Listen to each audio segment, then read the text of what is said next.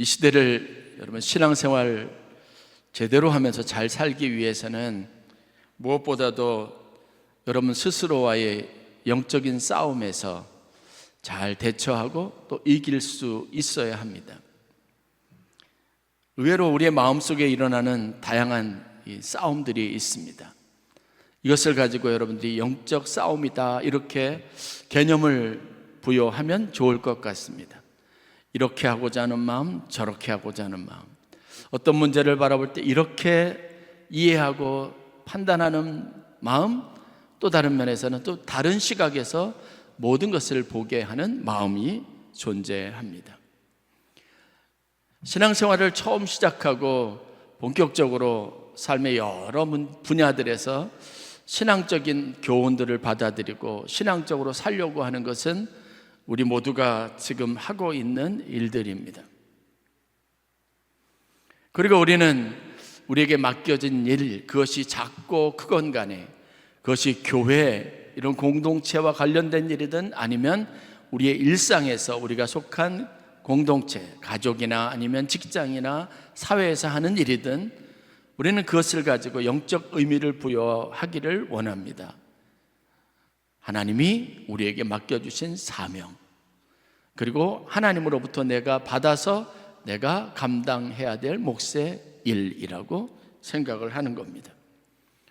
저도 교회에서 하는 일만이 제 삶에 하나님 주신 사명이 아니라 가정에서 가장으로 혹은 아버지로, 어떤 모임에서 그 모임을 이끌고 있는 리더나 아니면 그 일이 되도록 구체적으로 기획하고 실행하는 어떤 실무자나 이런 다양한 역할들이 있는데, 저는 그 모든 영역에서 모든 일들을 다 하나님이 제게 주신 사명이라고 여기고 감당하려고 합니다.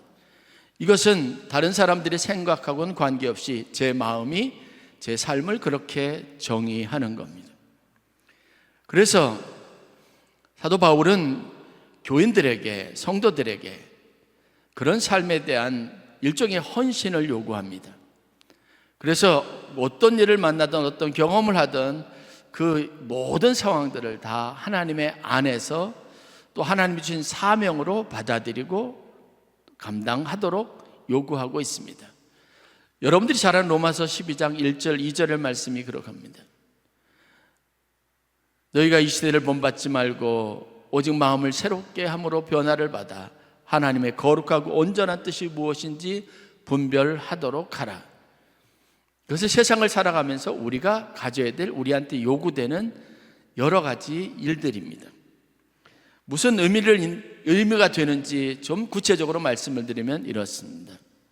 요즘 우리가 교회 다니고 신앙생활하는 게 녹록하지가 않습니다. 이 일에 대한 보람도 분명히 알고 이 일이 우리에게 주는 삶의 축복에 대한 것도 알고 있지만, 의외로 나 말고 외적으로 사람들에게 비춰지는 교회의 모습이 있습니다.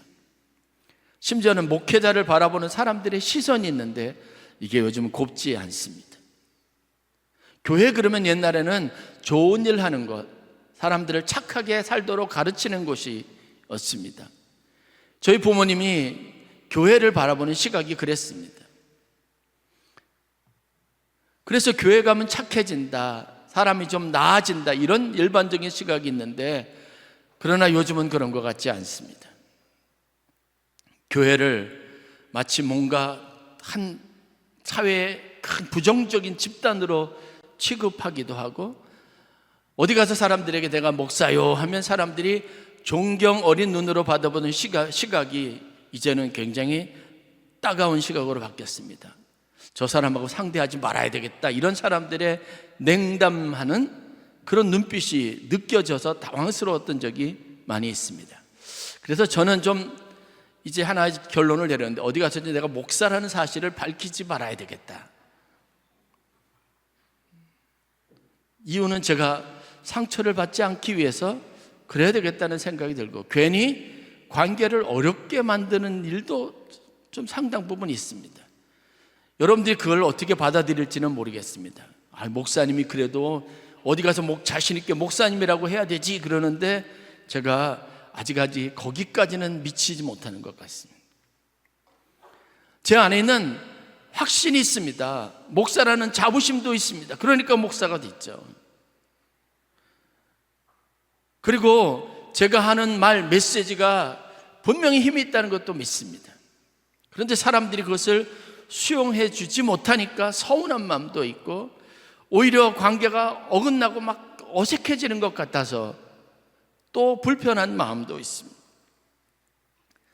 신앙은 좋고 믿음 생활에서 우리가 얻는 유익과 받은 은혜의 경험도 분명한데 현실이 그것에 대해서 좋게 수용하지 못하는 안타까운 일들을 경험하고 있습니다. 저희 한국 교회 상황도 마찬가지로 어렵습니다. 그래서 이러한 전반적으로 부정적인 시각에서 교회, 기독교인, 목회자를 바라보는 시각으로부터 우리가 굉장히 많은 내적인 갈등과 어려움을 겪고 있습니다.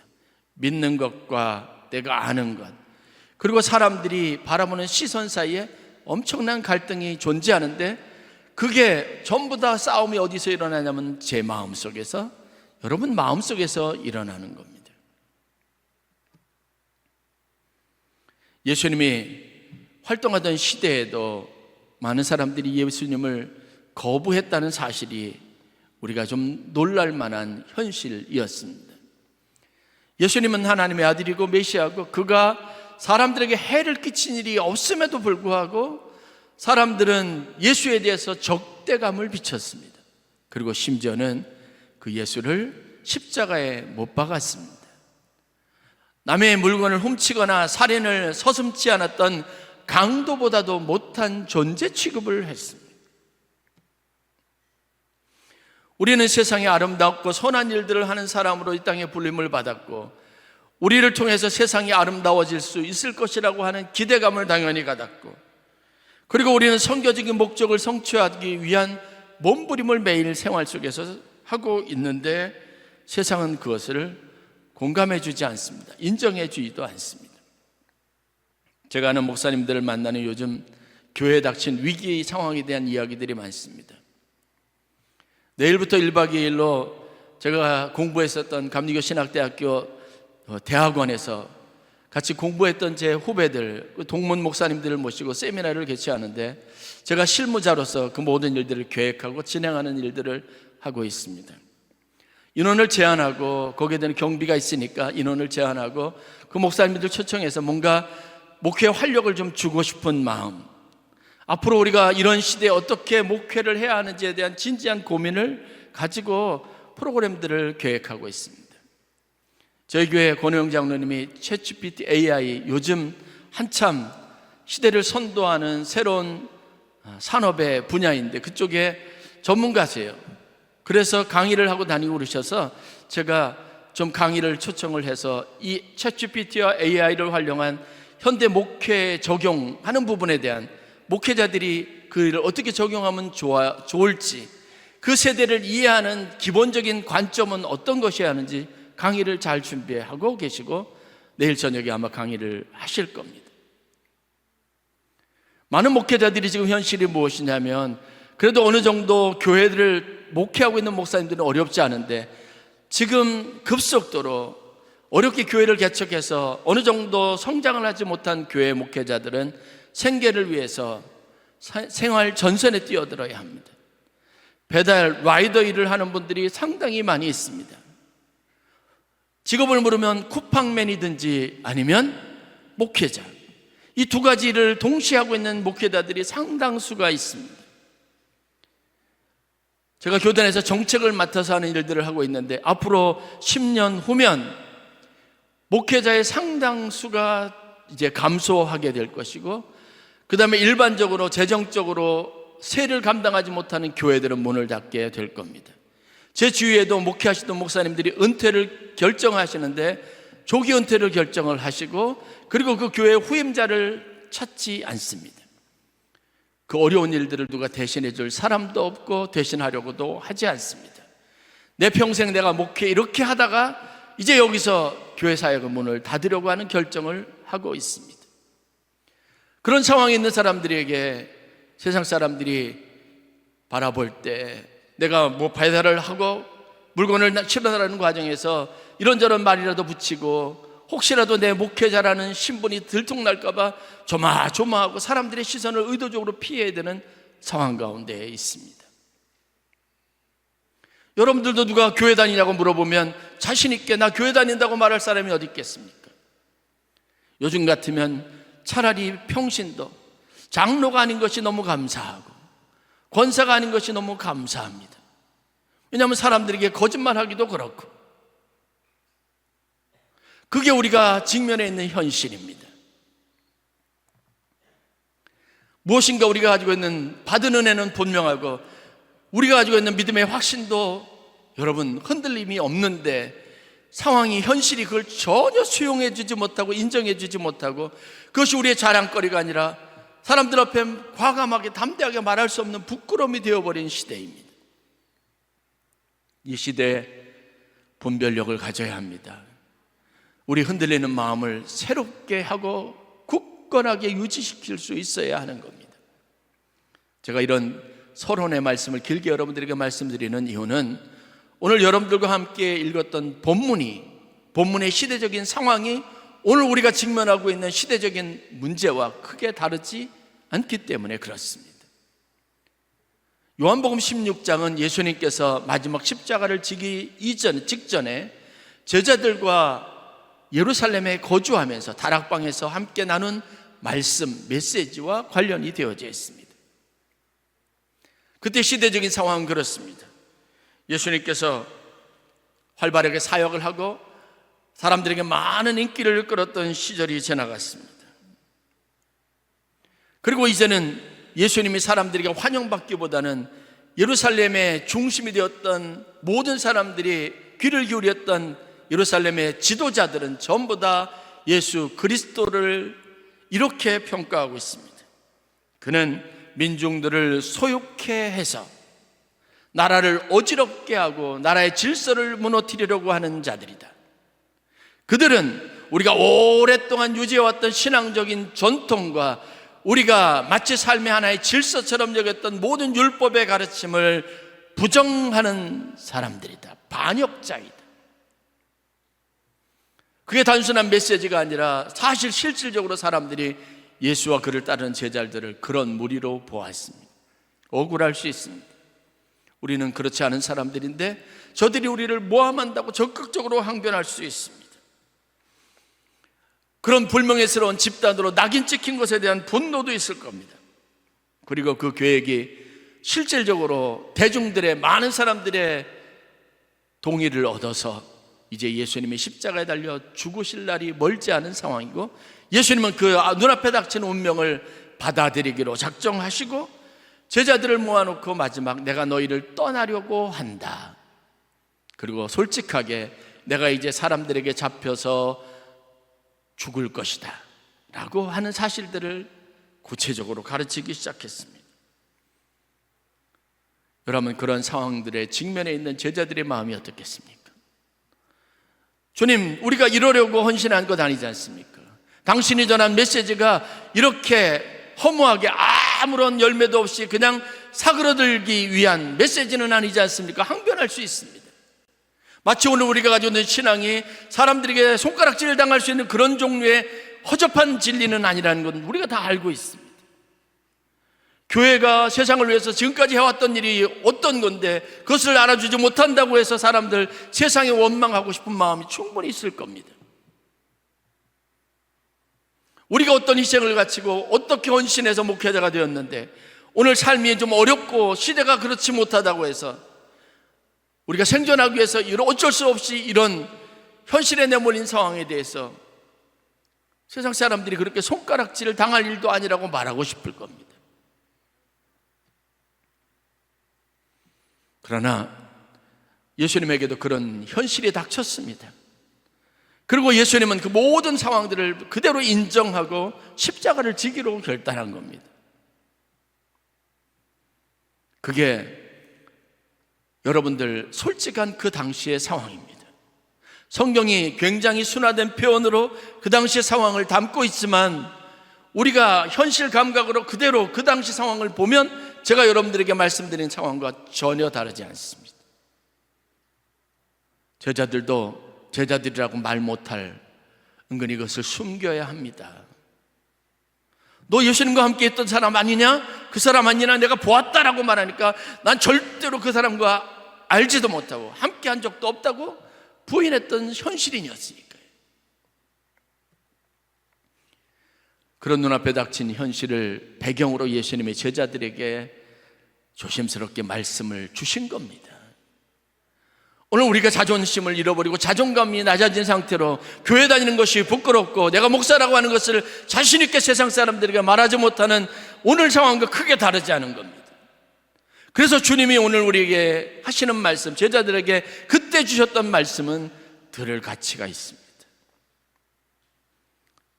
거기에서 우리가 현실 감각을 가지고 오늘을 신앙인으로서 지혜롭게 살아야 될 방법을 배울 수 있기 때문에 귀를 기울일 필요가 있는 겁니다. 그래서 오늘 배경이 되는 요한복음 16장 1절과 2절에 예수님께서 조심스럽게 오늘 본문이 되는 그 이야기를 제자들에게 말씀하시면서 먼저 이렇게 그들에게 이야기하십니다. 내가 이것을 너희에게 이르면 너희로 실족치 않게 하려 함이니 사람들이 너희를 출교할 뿐 아니라 때가 이르면 물은 너희를 죽이는 자가 생각하기를 이것이 하나님을 섬기는 일이라 하리라. 성경을 가지고 계신 분을 한번 찾아보세요. 읽어보세요. 이 말이 가지고 있는 의미는 이겁니다. 내가 오늘 지금부터 너희에게 뭔가를 말할 텐데 이 이야기를 하는 이유는 너희가 제발 낙심하지 않았으면 좋겠어서, 너희들이 지금까지 가져왔던 소신과 믿음을 잃지 않았으면 좋겠어서 하는 말이니까 잘 들어라. 이제 앞으로 너희가 속해 있던 사람들로부터 미움을 받아서 당장 우리 모임에서 나가라고 하고 그들 공동체 한 가족으로 품어주지 않을 그런 상황이 올 거라는 겁니다. 난 너 몰라. 내가 우리 가운데 더 머무는 것은 우리에게 엄청난 해가 될 것이라고 해서 사람들이 출교하고 내쫓을 일이 생긴다는 겁니다. 여러분, 제가 목사인데 감리교 교단에서 저를 출교한다, 얼마나 불명예스러운 일이겠어요. 가족들도 너 몰라, 너는 더 이상 우리 자식이 아니야, 이렇게 될 거라는 겁니다. 뿐만 아니라 우리를 괴롭히고 우리를 잡아서 감옥에 가두고 우리를 죽이는 그 일을 하는 사람들이 자신 있게 세상 사람들 앞에 내가 하는 일은 하나님의 나라를 세우는 일이고 하나님의 법과 질서를 세우고 정의를 실천하는 일입니다, 그렇게 사람들을 괴롭히면서도 뻔뻔하게 그렇게 세상 사람들 앞에 자기가 옳다고 주장할 거라는 겁니다. 그게 우리들이 맞닥뜨릴 운명이고 우리가 살아가는 세상이 될 거라는 게 예수님의 말씀입니다. 이어지는 4절 말씀을 보면 오직 너희에게 이 말을 한 것은 너희로 그때를 당하면 내가 너희에게 말한 이것을 기억나게 하려 함이라. 이제 눈앞에 그런 일이 벌어질 거랍니다. 그런 억울하고 힘든 일, 전혀 생각하지 못했던 내 인생에 그런 고통스러운 순간이 찾아오면 내가 오늘 지금부터 내가 내게 할 말을 기억해라, 그런 의미를 담고 있는 겁니다. 오늘 우리가 읽었던 이 짧은 5절의 본문은, 그 본문이 가지고 있는 의미는 그런 상황을 만나게 될 때 제자들을 실족하지 않게 하고 상처받지 않게 하고 그런 상황 속에서도 견뎌내고 그들을 힘을 북돋아줄 수 있는 말씀이라는 의미를 갖습니다. 그래서 예수님께서 당부하고 싶었던 겁니다. 그러면 오늘 본문 5절의 말씀이 우리에게 가져다주는 그런 시대를 견디는, 살아가야 할 성도들에게 주는 교훈이 무엇일까? 3가지로 여러분들에게 말씀드리겠습니다. 첫 번째는 무엇보다도 자신을 지킬 수 있어야 한다고 예수님께서 말씀하는 겁니다. 여러분, 그런 일이 일어날 거고 그런 부당한 일을 경험하게 될 겁니다. 내 안에 있었던 이 자랑스러운 하나님을 아는 믿음이 사람들의 손가락질을 받게 될 날이 올 겁니다. 요즘 매스컴들을 보면 제가 깜짝 놀랄 이야기들, 평가를 접하게 됩니다. 여러분, 우리가 설교할 때 우리가 세우려고 하는 궁극적인 나라는 하나님의 나라라고 말하지 않습니까? 그런데 매스컴에서 저들이 말하려고 하는 하나님의 나라를 마치 이단이나 세상의 불안한 세력들처럼 여기고 자기들 세상을 만들겠다고 하는 그런 아주 편협하고 위험한 생각이라고 그렇게 난도질하는 이야기들을 들으면 너무 상처가 되는 겁니다. 깜짝 놀랄 만한 일인 겁니다. 제 평생에 한 번도 하나님의 나라라고 하는 표현이 그런 편협하고 공격을 받을 만한 표현인지를 생각해 본 적이 없습니다. 저는 그것이 자랑스러웠습니다. 하나님의 공의와 하나님의 사랑이 흐르고 그 질서가 사람들 안에서 구현되는 나라를 세우는 게 여러분 우리의 목표이지 않습니까? 그 얘기를 들으니까 마음이 무너지는 거예요. 제자들이 맞닥뜨릴 황당함도 똑같은 것 아니겠습니까? 근데 예수님께서 뭐라고 하시는 줄 아십니까? 너희들이 근심하고 염려할 일이 생기지만 너무 그것 때문에 괴로워하지 말라는 거예요. 그것 때문에 세상 사람들이 기뻐할 일이 될 수 있다는 겁니다. 이 이야기는 뭐냐면 여러분 눈에 보이는 게 다가 아닙니다. 하나님이 세상을 섭리하고 통치하십니다. 저 북왕국 이스라엘의 아합 왕과 이세벨이 다스릴 때도 여러분 그래서 절망스러운 나라에도 우상이 온 나라를 지배했던 상황 속에서도 그래서 낙심하고 절망했던 힘들어하고 고통스러워했던 엘리야에게도 하나님이 법을 세우시지 않습니까? 너 혼자가 아니야 라고 말하지 않습니까? 엘리야를 보내서 아합 왕을 각성시킵니다. 그 세상 물정 모르고 날뛰던 아합 왕이 하나님의 메시지를 듣고 회개하는 일이 있습니다. 지금은 우리가 약체고 우리가 가지고 있는 질서가, 우리가 가지고 있는 진리가 힘을 사용하지 못하는 것 같지만 아니에요. 여기에는 하나님의 뜻이 담겨져 있습니다. 우리가 조금 어려움을 당하는 것 같지만 아니에요. 이것 때문에 다른 한편 하나님의 섭리 안에서 세상에 얻을 유익이 있는 것을 알아야 합니다. 그래서 예수님께서 내가 떠나가는 것이 너희에게 유익이라고 하신 겁니다. 어떻게 예수님 없는 그런 냉엄한 광야에 선 것 같은 제자들의 현실이 유익할 수 있겠어요? 그런데 예수님은 다른 시각에서 제자들에게 위로를 주고 있습니다. 너희가 근심하는 것이 세상 사람들의 기쁨이 되고 내가 떠나가는 것이 너희들에게 훨씬 더 큰 유익이 있다고 말하는 겁니다. 여러분, 그래서 마음을 지켜야 합니다. 그래서 우리에게 믿음이 필요합니다. 세상이 아무리 그래도 여기에는 하나님의 뜻이 있고 계획이 있다는 믿음으로 여러분의 마음을 굳건하게 붙잡으시기를 주의 이름으로 간절히 축원합니다. 이게 고난을 대하고 어렵고 힘든 현실을 대하는 여러분 우리 믿는 사람의 태도여야 합니다. 눈으로 보는 게 다가 아니에요. 여러분이 감정적으로 느끼는 게 다가 아닙니다. 거기에는 하나님의 계획이 있습니다. 여러분이 성경이 우리에게 증거하는 게 뭐예요? 우주 만물을 만드신 이도 하나님이시고 이것을 섭리하시는 이도 하나님이시고 우리에게 세상을 다스릴 수 있는 권세를 주신 분도 하나님이십니다. 그럼 그걸 믿어야죠. 여러분의 마음에는 그것을 진리로 받아들여야 합니다. 세상이 여러분들을 주관할 수 없습니다. 하나님의 뜻을 벗어난 일도 일어나지 않습니다.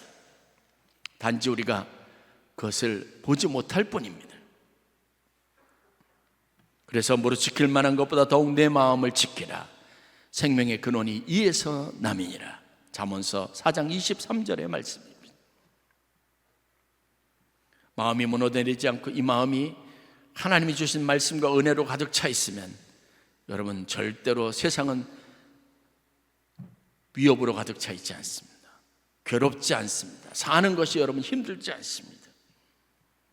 바울은 성도들이 고난을 당하게 될 때 마음이 굳어지고 그 마음이 허망하여지고 그 마음이 변질되는 것에 대한 염려를 가지고 에베소 교인들에게 다음과 같이 권면합니다. 이제부터 너희는 이방인이 그 마음에 허망한 것으로 행함같이 행하지 말라.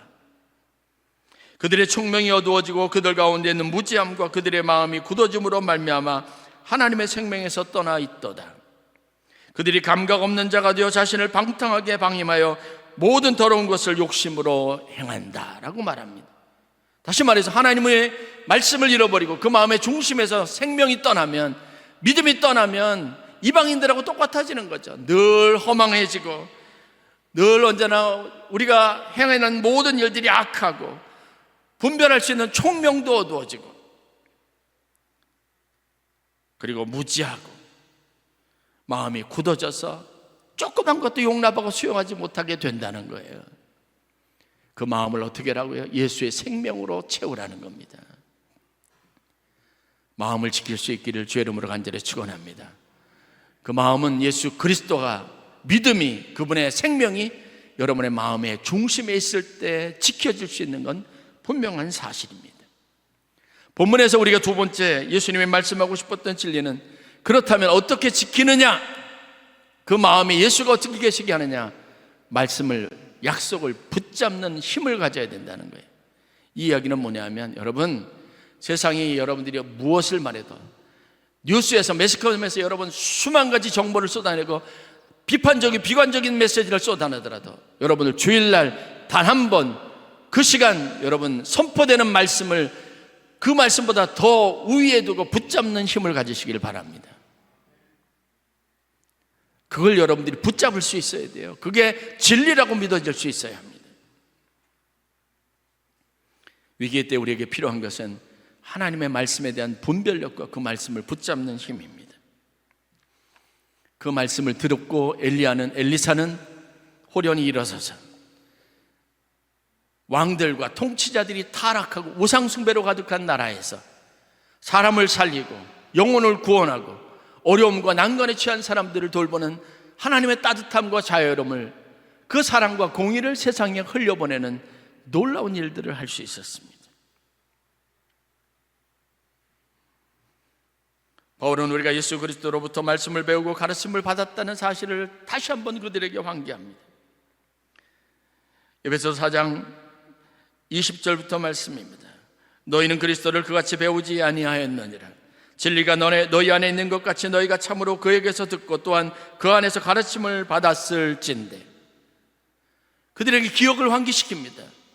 너희가 지금까지 받은 바 진리는 예수 그리스도부터 받은 것이고, 너희가 지금 살아가는 모든 삶의 기준들과 가치관은 예수 그리스도의 말씀 안에서부터 이루어진 것이라는 것을 알게 하는 겁니다. 너희들은 이방인이 아니다, 하나님의 자녀다, 그 사실을 분명하게 하고 있습니다. 그래서 너희의 심령이 새롭게 되어 하나님의 의와 진리의 거룩함으로 지으심을 받은 새 사람을 입어야 한다고 가르치고 있습니다. 아무리 세상이 험악해져도 어리석어져도 우리는 하나님의 말씀에 근거해서 여러분의 정체성을 만들고 그 말씀에 기초를 두고 살아야 합니다. 빛과 소금이 되라는 그 말씀을 살아내야 하는 거예요. 나는 빛과 소금으로 하나님이 이 세상에 보내셨다는 사실을 믿어야 하는 겁니다. 저희가 이번 돌아오는 토요일날과 주일날 이틀 동안 바자회를 합니다. 사랑 나눔 바자회, 선교 바자회입니다. 요즘 같은 때 뭐 교회가 하는 일이 뭐 있어?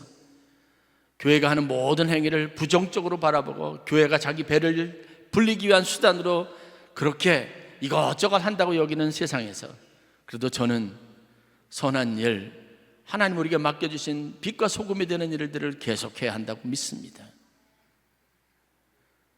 말세의 세상에서 베드로 사도도, 유다도, 예수님의 형제였던 유다 사도도, 야고보도, 히브리 기자도, 바울 사도도 말세를 살아가는 지혜로운 성도들의 태도에 대해서 말할 때 선을 더 행하고 사랑을 더 흐르게 하라고 분명히 권고하고 있습니다.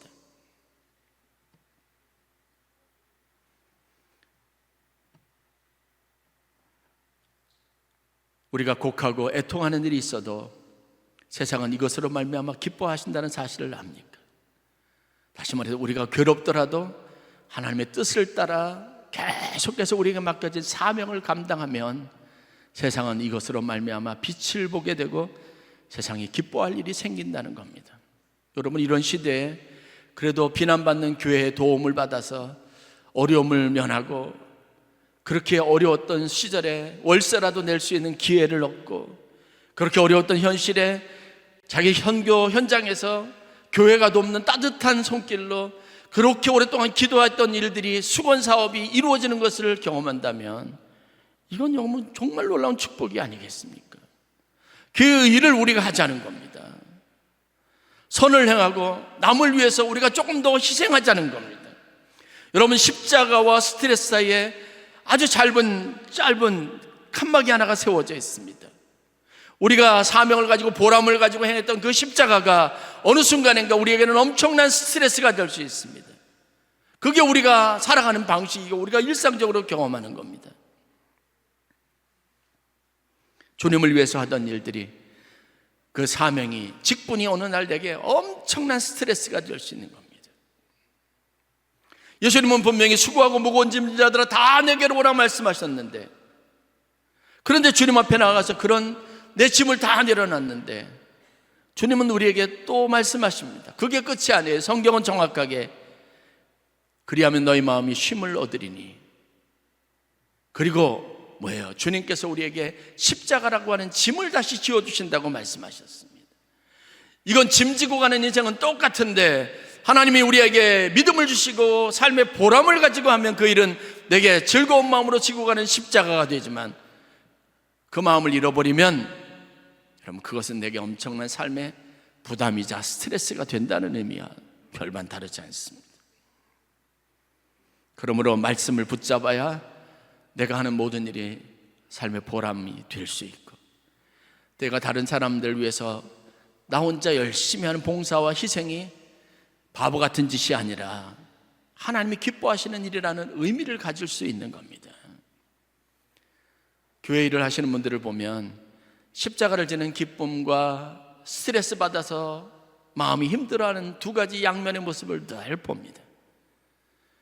선한 목적을 가지고 하는 이 일도, 바자회도 어떤 사람에게는 엄청난 스트레스를 받는 일이 되기도 하지만, 그러나 그 마음을 바꾸면 그 마음에 보람으로 채우고 사명에 대한 흔들림 없는 의지가 있으면 이 일을 통해서 얻게 될 많은 영적인 유익, 세상 사람들이 얻게 될 기쁨에 대한 그 모습들이 먼저 마음을 차지하게 되면, 그럼 그것이 우리에게 즐거운 일이 된다는 건 의심의 여지가 없습니다.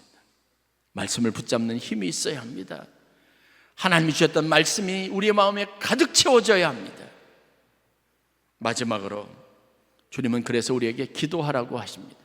지금까지 너희가 내 이름으로 아무것도 구하지 아니하였으나 구하라, 그리하면 받으리니 너희 기쁨이 충만하리라. 이게 곧 하나님께로만 받을 수 있는 것이니까, 원래 우리가 가진 것이 삶의 보람과 기쁨이라는 것이, 구원의 감격이라는 것이 우리 것이 아니라 하나님으로부터 값없이 받은 은혜의 선물이니까, 이 선물이 내 안에 있지 않으면 나는 곧 다시 옛사람, 그냥 평범한 한 인간으로 매일같이 고민하고 근심하며 살아갈 수밖에 없는 겁니다. 그러나 그 선물이 우리 안에 머물러 있으면, 그 힘이 우리에게 있으면 이 일은 곧 우리의 삶의 보람과 기쁨이 되고, 빛과 소금으로 내 삶이 존재한다는 것은 내 삶의 가장 행복한 일이 되는 겁니다. 그래서 이 말씀이, 주님께서 말씀하십니다. 우리에게 지금 근심하게 될 일은 우리의 마음에 기쁨이 될 것이고 그 기쁨을 빼앗을 자가 없을 것이라고 선언하고 계시는 겁니다. 저는 여러분들이 보통 사람들이 느끼는 스트레스를 몸으로, 마음으로 받으며 사는 삶보다는 주님이 내게 맡겨주신 십자가를 지는 삶의 보람과 기쁨을 갖는 성도들이 되기를 바라는 마음입니다. 그 마음이 유지가 안 되면 말씀을 들으십시오. 예수님의 권면처럼 기도하십시오. 주님 앞에 그 마음을 달라고 기도해야 합니다. 내 마음의 변화가 내 심령을 새롭게 해달라고 기도해야 합니다. 그러면 우리 마음이 쉼을 얻을 것이라고 말하지 않습니까? 억울하게 바보같이 왜 나만 희생하냐고 하는 관계에서 오는 억울함이 없기를 바랍니다. 하나님이 내게 이 사람을 배우자로 만나서 내가 이 사람을 위해서 삶의 보람을 가지고 살게 하셨다는 그 마음, 내가 하나님이 이 공동체에 내게 사명을 주셔서 이 사람들과 함께 하나님의 나라를 위한 즐거움을 주셨다고 여길 수 있는 마음, 그 마음을 가지고 스트레스 받기보다 기쁨을 더 삶의 보람으로 누리고 살아가는 여러분이 되시면 좋겠습니다. 마르다와 마리아 이야기를 하십니까?